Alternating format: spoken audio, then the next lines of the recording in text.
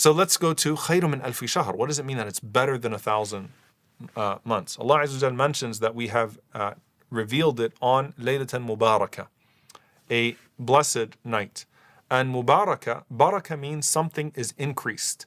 In its smallness or in its shortness, there is a greatness in its increase. And so when you have Barakah in your time, when you have blessing in your time, there's an increase in what you're able to do in that time. When you have barakah in your wealth, then there's an increase. There's more that comes out of your dollar than someone who has 10 or 100, but no barakah in that 100. And so Laylatul Mubarakah means that despite the shortness of the night, there is so much blessing to be achieved in that night. And of course, this is the case with Ramadan as a whole. That's why we say Ramadan Mubarak, right? As Zuhri rahimahullah ta'ala says, one tasbih in Ramadan, one subhanallah in a day of Ramadan is worth 1,000 tasbihs outside of Ramadan. So what does that mean then for a night in Ramadan? What does that mean for one of the last 10 nights of Ramadan? What does that mean for Laylatul Qadr itself? If you just took an average tasbih, subhanallah, in the day of Ramadan, on a regular day of Ramadan, and it's worth 1,000, imagine how much more Mubarak, how much more blessed, how much more increase there is in a deed that is done in the last 10 nights and on Laylatul Qadr in particular.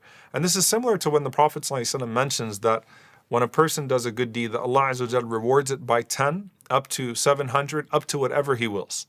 And so 10 is the minimum, right? So for example, your fard salah, every one of your prayers is worth 10 prayers, because Allah Azza wa Jal initially legislated 50 prayers for this ummah, and then through the night of Isra al-Mi'raj, it was turned into 5, but Allah Azza wa Jal announced that those 5 prayers would be equivalent to 50 prayers. And so when you think about a scale of good deeds, there is 10 times, which is the bare minimum of how Allah subhanahu wa ta'ala rewards a good deed that is done for His sake. It goes up to 700, up to whatever Allah Azza wa Jal wills, meaning something that cannot even be comprehended. And so Laylatul Qadr falls in that above 700, right? The bare minimum of Laylatul Qadr is that a person would get 83 years, right? Would get 1,000 months. That's if you just observe the basic rights of Laylatul Qadr, and Allah Azza wa Jal recorded it for you. But that doesn't include all the ibadah that's done on that night. That doesn't include all the extra that's done on that night. And so you are in that category, bidnillahi ta'ala, which is way above anything that could possibly be recorded. And so now you understand again, man hurima khayraha faqad hurim. A person who is deprived of its good has indeed been deprived.